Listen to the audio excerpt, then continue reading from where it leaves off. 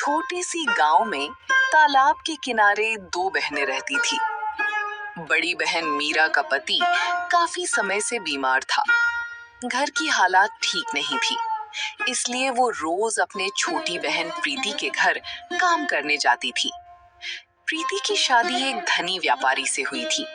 उसके घर में किसी चीज की कमी नहीं थी, लेकिन उसका स्वभाव बहुत कंजूस और स्वार्थी था।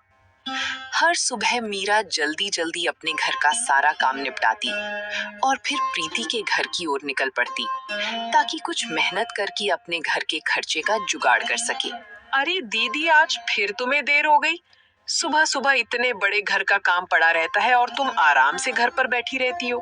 थोड़ा जल्दी आना चाहिए था। खैर, अब आ ही गई हो तो चलो काम में लग जाओ, ठीक है? माफ करना बहन, मेरी छोटी रात भर पेट दर्द से रोती रही, इसलिए देर हो गई। मैं जल्दी जल्दी सब काम कर दूंगी। चलो पहले आंगन और बरामदे को अच्छे से साफ कर लो। घर बिल्कुल चमकना चाहिए। उसके बाद रसोई में जाकर सारे बर्तन धो देना। और हाँ, काम बिल्कुल ठीक से होना चाहिए। मीरा तुरंत काम में लग जाती है। सबसे पहले प्रीति के घर का आंगन, बरामदा और सारे कमरों में झाड़ू पोछा करती है। वो एक एक कोना अच्छे से साफ करती है, फिर बर्तन धोने बैठ जाती है। उधर प्रीति आराम से बैठकर चाय पीती रहती है। अच्छा सुनो, सारे काम तो तुमने कर ही दिए हैं। अभी चावल रखी हैं, इनमें से अच्छे दाने अलग कर दो। टूटे हुए चावल और कचरा अलग कर देना। मेरे घर में सिर्फ अच्छे चावल ही बनते हैं, समझी? और फिर जल्दी से रसोई में जाकर दोपहर का खाना भी बना देना। मीरा चुपचाप बैठकर चावल साफ करने लगती है, फिर रसोई में जाकर खाना बनाने लगती है।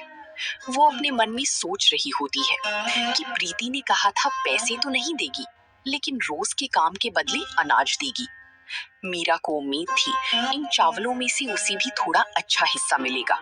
प्रीति, जैसा तुमने कहा था, मैंने अच्छे चावल और टूटे हुए चावल अलग अलग कर दिए हैं, तुम देख लो। सारी काम खत्म करने के बाद मीरा अपने घर लौटने लगती है। तभी प्रीति उसे आवाज देकर रोक लेती है।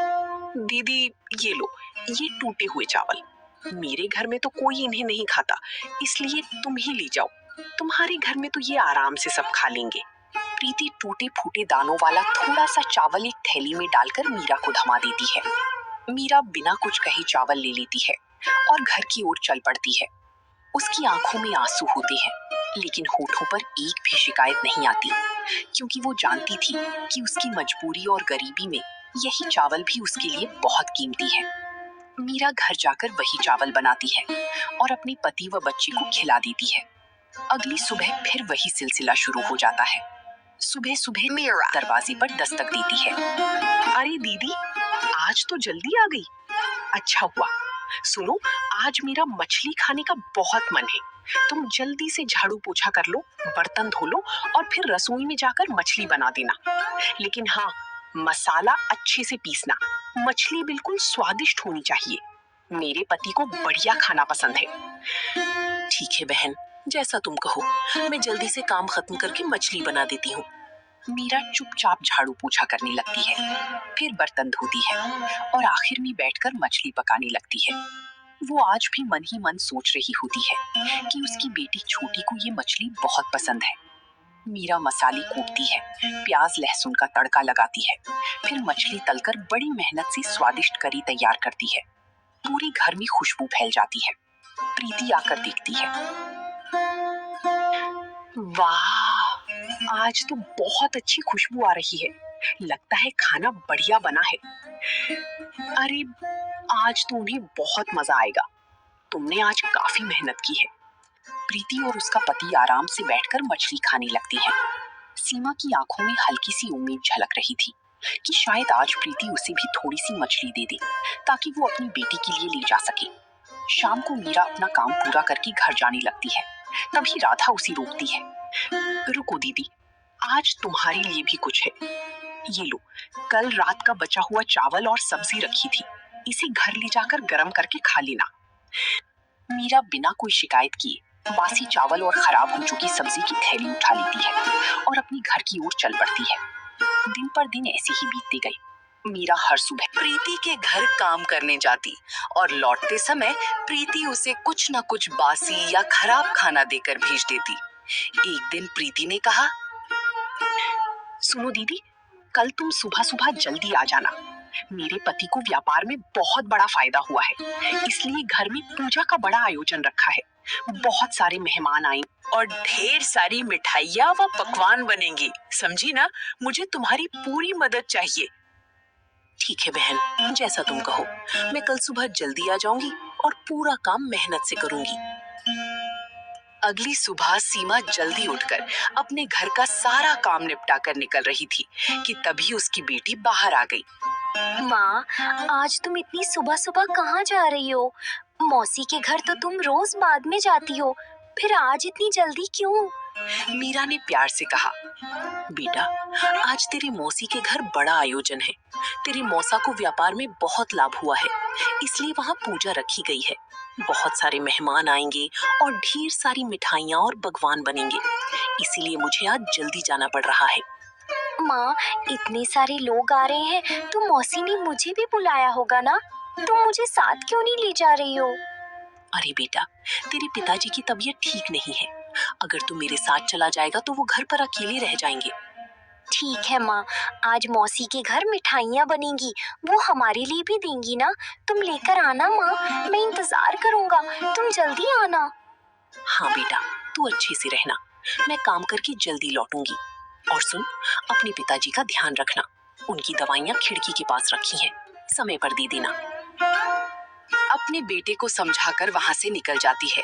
उसके मन में ये बात चल रही थी कि उसकी बहन ने पूरे गांव को बुलाया, लेकिन उसे एक बार भी नहीं कहा कि वो अपने बेटे को साथ ले आए। प्रीति के आंगन में खूब चहल पहल थी। बड़े बड़े बर्तन चढ़ चुके थे, हलवाई भी आ चुके थे और तरह तरह के पकवान बन रहे थे। केसर बादाम की खीर, पूरी, कचौड़ी, पुलाव और मिठाइयों की खुशबू पूरे घर में फैल रही थी। पूरा घर मानो स्वाद की महक से भर गया था। अरे दीदी आ गई, चलो अब जल्दी जल्दी काम शुरू करो। देख नहीं रही हो, हलवाई आ चुके हैं और पकवान बन रहे हैं। मुझे सारे बर्तन साफ चाहिए और वहाँ कोने में जो पत्तल रखी हैं उन्हें भी गिनकर ठीक से जमा दो। आज हमारे घर बहुत मेहमान आने वाले हैं, कोई कमी नहीं रहनी चाहिए। सबसे पहले घर के बाहर झाड़ू लगाओ, फिर जहाँ पूजा होगी वहाँ साफ सफाई करो और उसके बाद पूरा घर अच्छे से चमका देना। ठीक है बहन, मैं सब कर दूंगी, तुम चिंता मत करो। तुम्हें आज शिकायत का कोई मौका नहीं मिलेगा। मीरा जल्दी जल्दी सारी काम में लग गई। उसने एक एक कोना साफ किया। धीरे धीरे पूजा का समय भी आ गया। राधा सज धज कर अपने पति के साथ पूजा स्थान पर आकर बैठ गई। उसके चेहरे पर सुकून था और गहनों की चमक साफ झलक रही थी। गांव के प्रसिद्ध पुजारी को बुलाया गया था। पूरे विधि विधान से पूजा होने लगी। सारे मेहमान भी वहीं बैठे थे। कुछ समय बाद पूजा समाप्त हुई। फिर मेहमानों को बिठाकर पत्तलों में भोजन परोसा गया। पूरा गांव के आंगन में स्वादिष्ट खाने का आनंद ले रहा था।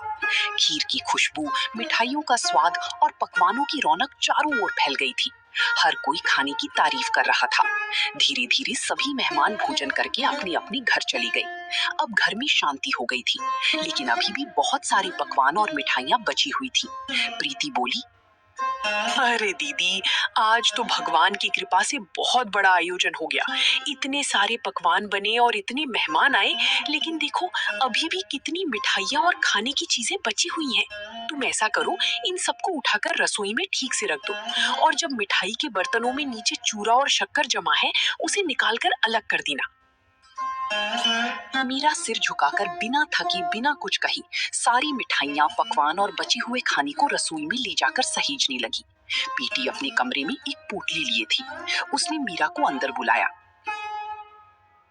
लो दीदी, ये तुम्हारे लिए है। बड़े बर्तनों में जो मिठाइयों के टूटे फूटे टुकड़े बचे थे और किनारों पर चिपकी हुई चीनी है, ये सब तुम ले जाओ, अपनी बेटी को खिला देना, क्योंकि मेरे घर में तो ये कोई नहीं खाता। मीरा चुपचाप वो मिठाई की टुकड़ी लेकर घर की ओर निकल पड़ी। उसने एक शब्द भी नहीं कहा। आज उसे समझ आ गया था कि उसकी बहन के दिल में जरा भी इंसानियत नहीं है। रोती रोती ठोकर खाती हुई मीरा जंगल के रास्ते से गुजर रही थी। तभी उसकी नजर एक पुरानी मंदिर पर पड़ी। गांव में मान्यता थी कि उस मंदिर की रक्षा स्वयं नाग देवता करती हैं और जो भी सच्चे मन से उनसे कुछ मांगता है वो खाली हाथ नहीं लौटता। नाग देवता, आज मैं आपके चरणों में आखिरी बार आई हूँ। अब मुझसे ये गरीबी और बेबसी सहन नहीं होती। रोज रोज के अपमान से मेरा दिल टूट चुका है। अगर आपको मुझ पर दया आए तो मुझे यही अपने पास बुला लीजिए ताकि मेरा जीवन यही खत्म हो जाए। मेरी बच्ची अब और मेरी आंखों के आंसू ना देखे। आज भी वो मासूम मेरा इंतजार कर रही होगी कि माँ मिठाई लेकर आएगी, लेकिन मैं तो बस ये शक्कर का चूरा और टूटे हुए टुकड़े लेकर लौट रही हूँ। मैं उसे क्या जवाब दूंगी? कह दूंगी कि तेरी माँ दूसरों के घरों में काम करती है और बदले में बस ऐसे ही टुकड़े लेकर आती है। हे नागदेव, अब मुझ पर दया कीजिए और मुझे यही अपने विष से मुक्ति दे दीजिए। मीरा मन की हर बात नागदेव तक पहुंच रही थी। उन्होंने सब कुछ सुना लेकिन उसे डसा नहीं। उनकी आंखों में करुणा झलक रही थी। मीरा रोती रोती वहां से जाने लगी। तभी अचानक नागदेव के चारों ओर एक तेज प्रकाश फैल गया, मानो उन्होंने उसे आशीर्वाद दिया हो। जब मीरा अपने घर के बाहर पहुंची तो उसकी बेटी दरवाजे पर बैठी उसका इंतजार कर रही थी। उसकी आंखों में चमक और चेहरे पर मासूम उम्मीद थी। माँ, तुम आ गई। देखो ना, मैं कब से तुम्हारा इंतजार कर रही थी। क्या तुम मेरे लिए मिठाई लाई हो? जल्दी से पोटली खोलो ना, मुझे आज मिठाई और पकवान खाने हैं। मीरा कांपते हाथों से पोटली खोलती है और तभी एक चमत्कार होता है। उस पोटली में ढेर सारी रंग बिरंगी मिठाइयाँ, लड्डू, जलेबी, पेड़ा, कचौड़ी और स्वादिष्ट पकवान भरे हुए थे। उसकी बेटी खुशी से उछल पड़ी और मिठाइयाँ खाने लगी। भगवान, ये कैसे हो गया? मैं तो सिर्फ चूरा और शक्कर लेकर आई थी, ये सब कहाँ से आ गया? वो समझ ही नहीं पा रही थी कि ये कैसे हुआ। मीरा धीरे धीरे घर के अंदर गई और वहां का नजारा देखकर उसकी आंखें खुली की खुली रह गईं। उसका घर सोने चांदी से भरा हुआ था। इतना ही नहीं, उसका बीमार पति जो महीनों से बिस्तर पर पड़ा था, अचानक उठकर खड़ा हो जाता है। उसके चेहरे पर चमक और शरीर में नई ताकत थी। हे भगवान, ये कैसा चमत्कार है? ये सारा घर सोने चांदी और हीरे जवाहरात से कैसे भर गया? और आप भी ठीक हो गए, अपने पैरों पर खड़ी हैं। उसका पापा जी हैरानी से बोला, अरे मीरा, ये सब क्या हो गया? मैं तो उठ भी नहीं पाता था और आज मुझे बिल्कुल ठीक लग रहा है। और इतना धन हमारे घर में कहाँ से आ गया? उसकी बेटी तभी मासूमियत से सवाल पर सवाल करने लगी। तब मीरा ने अपने पति और बेटी को सारी बात बता दी। ये सब नागदेव की कृपा है। मैं तो प्रीति के घर से सिर्फ शक्कर और चूड़ा लेकर निकली थी। रास्ते में मंदिर में रुक गई और अपनी सारी पीड़ा उन्हें बता दी। मैंने तो उनसे यही कहा था कि अब मुझसे ये जीवन नहीं संभलता, लेकिन उन्होंने मुझे मारा नहीं बल्कि मेरी पुकार सुन ली। देखो, उनकी कृपा से आज हमारा जीवन बदल गया। उस दिन के बाद सब कुछ बदल गया। जो परिवार पहले गरीबी और दुख में जी रहा था, अब उसका जीवन खुशियों से भर गया था। अगले ही दिन मीरा अपने परिवार के साथ गांव में बने एक नए सुंदर और बड़े घर में रहने चली गई। 3 दिन बीत गए। अब मीरा अपने नए घर में सुख और शांति से रह रही थी। उसके चेहरे पर अब चिंता नहीं बल्कि संतोष और खुशी झलक रही थी। उसका पति भी पूरी तरह ठीक होकर फिर से अपना काम संभालने लगा। उधर प्रीति अपने घर में बैठी सोच रही थी, अरे 3 दिन हो गए, लेकिन मीरा अभी तक काम पर क्यों नहीं आई? ना सफाई करने, ना बर्तन धोने, ना ही रसोई का काम। कहीं बीमार तो नहीं पड़ गई या फिर कोई और बात है? इतना सोचकर प्रीति ने अपने नौकर को बुलाया। अरे सुनो, तुम अभी जाकर देखो कि मेरी बड़ी बहन कहाँ है। वो काम पर नहीं आ रही। जाकर पता लगाओ क्या बात है।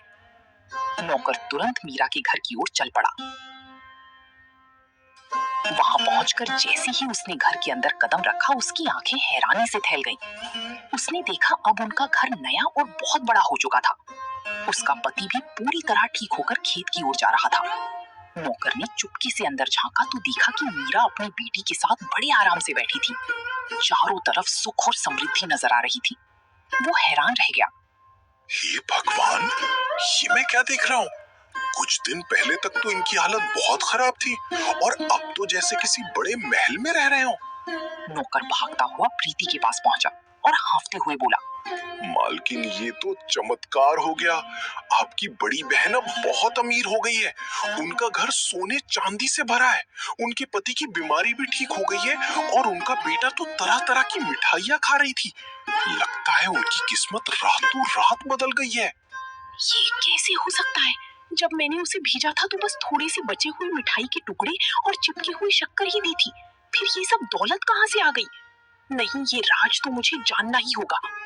शाम को जब प्रीति का पति घर लौटा तो उसने तुरंत उससे कहा, सुनिए देव जी, आपको पता है मेरी बड़ी बहन मीरा अचानक बहुत अमीर हो गई है। उसका टूटा फूटा घर अब महल जैसा बन गया। उसके पति की बीमारी भी ठीक हो गई। मुझे समझ ही नहीं रहा कि ये सब एकदम से कैसे हो गया। वाह, ये तो बहुत अच्छी बात है। तुम्हारी बहन ने बहुत तकलीफें झेली हैं। तुम जाकर उसी से पूछ लो कि आखिर ये सब कैसे हुआ। प्रीति ने मन ही मन ठान लिया कि वो इस रहस्य को जरूर जानेगी। वो तुरंत तैयार होकर सीमा के घर की ओर निकल पड़ी। वहां पहुंचकर जैसे ही उसने महल जैसा घर देखा, उसकी आंखें हैरानी से फैल गईं। उसके मन में जलन और आश्चर्य दोनों एक साथ उठने लगी। फिर वो अंदर गई और बोली, अरे बहन, तू काम पर नहीं आ रही थी तो मुझे तेरी चिंता हो गई थी, इसलिए मैं तुझसे मिलने चली आई। लेकिन ये सब कैसे हुआ? तू इतनी अमीर कैसे बन गई? मुझे भी बताना, आखिर क्या हुआ कि तू रातों रात इतना सब पा गई? प्रीति, तुम जो मुझे रोज अच्छे चावल और सब्जी देती थी और उस दिन जो मिठाई का चूरा और शक्कर दी थी, मैं वही सब लेकर घर लौट रही थी। रास्ते में मुझे नागदेव के मंदिर पर रुकना पड़ा। मैंने उन्हें अपनी सारी तकलीफ बता दी और उनकी कृपा से ये सब बदल गया। मीरा की बात सुनकर राधा के मन में जलन और बढ़ गई। उसके अंदर का लालच अब और तेज हो गया था। अगले ही दिन उसने ठान लिया कि उसे अपनी बहन से भी ज्यादा अमीर बनना है। उसने अपने पति से कहा, सुनो जी, मुझे सब पता चल गया है कि दीदी इतनी अमीर कैसे बनी। मैं रोज जो खराब खाना उसे देती थी, उसने जाकर नागदेव को सब बता दिया और देखो, नागदेव ने उसे पल भर में महल जैसा घर दे दिया। हमें भी वैसा ही करना होगा। अरे पगली, हम तो पहले से ही सुखी और अमीर हैं। भगवान ने हमें सब कुछ दिया है। इतना लालच अच्छा नहीं होता। लालच हमेशा इंसान को बर्बाद कर देता है। नहीं, मुझे कुछ नहीं सुनना। वो मुझसे ज्यादा अमीर नहीं हो सकती। उसकी मेरे सामने कोई औकात नहीं थी और आज वो मुझसे आगे निकल गई। अब मैं भी वही करूंगी जो उसने किया। देव ने बहुत समझाया, लेकिन राधा पर लालच हावी हो चुका था। उसी दिन शाम में वो मीरा के घर पहुंची और झूठे आंसू बहाने लगी। दीदी, मुझे माफ कर दो। मैंने तुम्हारे साथ बहुत गलत किया। अब मेरे पति के कारोबार में भी परेशानी आ गई है। घर चलाना मुश्किल हो रहा है। मुझे अपने घर काम पर रख लो। जैसे मैं तुमसे काम करवाती थी, वैसे ही अब मैं काम कर लूंगी। हरी प्रीति, तू क्यों चिंता करती है? तू मेरी अपनी बहन है। बोल, मैं तेरी पूरी मदद करूंगी। नहीं दीदी, मुझे पैसों की मदद नहीं चाहिए। बस मुझे काम पर रख लो और बदले में खाना दे देना। ठीक है, अगर तेरा मन है तो आकर काम कर लिया कर। मुझे तुझसे कोई शिकायत नहीं है। मीरा दिल की बहुत साफ थी। उसने राधा की चाल समझ ली थी, फिर भी कुछ नहीं कहा और उसे काम पर रख लिया।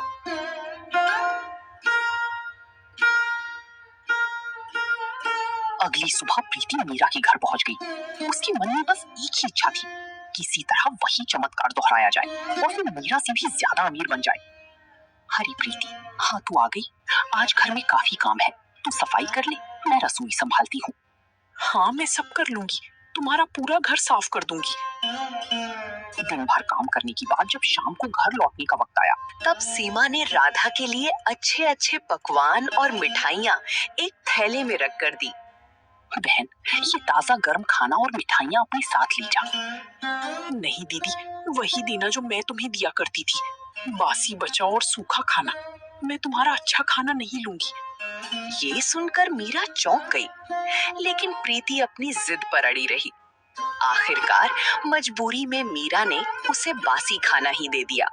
प्रीति खुशी खुशी वो बचा खाना लेकर अपने घर लौट गई। अगले दिन फिर वही हुआ। प्रीति सुबह काम पर आई। दिन भर काम किया और जब जाने लगी तो मीरा ने फिर से ताजा खाना और मिठाइयाँ दी, लेकिन प्रीति ने फिर मना कर दिया और जबरदस्ती बासी और खराब खाना लेकर चली गई। दिन बीतते गए। प्रीति रोज काम पर आती और जाते वक्त घर की वही बासी खाना लेकर जाती। नाग अब सोच में पड़ गई थी कि आखिर राधा ऐसा क्यों कर रही है। अब तो कई दिन हो गई दीदी के घर काम करते करते। अब मुझे भी वही करना होगा जो उसने किया था। मैं आज ही मंदिर जाऊंगी और नागदेव से वही कहूंगी जो दीदी ने कहा था। तब मैं उससे भी ज्यादा अमीर बन जाऊंगी। यही सोचते हुए राधा के कदम तेज हो गए। उसका मन लालच से भरा हुआ था। उसे ना अपने पति की बात सुनाई दे रही थी, ना घर की चिंता थी। उसके मन में बस एक ही चाह थी, दौलत, सोना और शानो शौकत। इसी लालच में वो मंदिर पहुंच गई और नागदेव के सामने बैठकर जोर जोर से रोने लगी। हे नागदेव, मैं बहुत गरीब हूँ। मेरे जीवन में केवल दुख ही दुख है। मैं रोज अपनी बड़ी बहन के घर काम करने जाती हूँ, लेकिन वो मुझे कभी ताजा खाना नहीं देती, हमेशा बासी खाना ही देती है। आज भी उसने मुझे वही बासी खाना दिया। अब मुझसे ये जीवन नहीं सहा जाता। आप मुझे यहीं रह लीजिए। तभी मंदिर में एक भारी आवाज गूंज उठी। अरे मूर्ख स्त्री, तू लालच में अंधी हो चुकी है। तेरे दिल में अपनी ही बहन के लिए जलन भरी है। मुझे सब पता है। तुझे रोज तेरी बहन अच्छा और ताजा खाना देती थी, लेकिन तूने खुद ही जिद करके उससे बासी खाना लिया। नहीं नागदेव, ऐसा नहीं है। मैं सच कह रही हूँ। झूठ मत बोल प्रीति। तूने अपनी बहन से ईर्ष्या की, झूठ बोला और अब लालच में आकर मुझसे मौत मांग रही है। अगर यही तेरी इच्छा है तो मैं उसे पूरा करता हूँ। मुझे माफ कर दीजिए नागदेव। आप सही कह गए हैं। मैं लालच में अंधी हो गई थी। मुझे मत डसिए। ठीक है, मैं तुझे नहीं दूंगा, लेकिन तेरे लालच का फल तुझे जरूर मिलेगा। मैं तुझे श्राप देता हूँ। तेरे घर का सारा सोना चांदी जवाहरात में बदल जाएंगे। तू मेरे सामने गरीब बनकर आई थी ना, अब मैं तुम्हें असली गरीबी दिखाऊंगा। प्रीति अपने घर की ओर दौड़ने लगी। उसके मन में डर और पछतावा दोनों उमड़ रहे थे। जैसे ही वो अपने घर के पास पहुंची कि आंखों से आंसू रुकने का नाम नहीं ले रहे। उसमें देखा उसका घर अभी टूटी फूटी झोपड़ी में बदल चुका था। सारी हीरे जवाहरात और धन दौलत पत्थर बन चुके थे। उसका पति हैरान होकर बोला, अरे राधा, ये सब क्या हो गया? हमारा घर झोपड़ी में कैसे बदल गया? मुझे कुछ समझ नहीं आ रहा है। प्रीति रोती रोती अपने पति को सारी बातें बता देती है। उसका पति गुस्से में बोला, मैंने कहा था ना प्रीति, लालच मत करो। आज तुम्हारी इसी लालच ने मेरी जिंदगी भर की मेहनत मिट्टी में मिला दी। तुझे पता भी है कि मैंने कितनी मेहनत की थी?